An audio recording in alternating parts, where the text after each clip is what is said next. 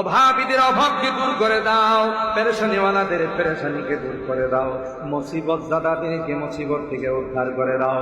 ও রব্বি করিম আল্লাহ, হাসপাতালে গেলে দেখা যায় রোগীদের আত্ম চিৎকারে আকাশ বাতাস ভাসে করে। কত রোগী ভাই হুতাশ করে হাও মাও করে কান্না করে আল্লাহ, কত যন্ত্রণায় কষ্ট করে আল্লাহ।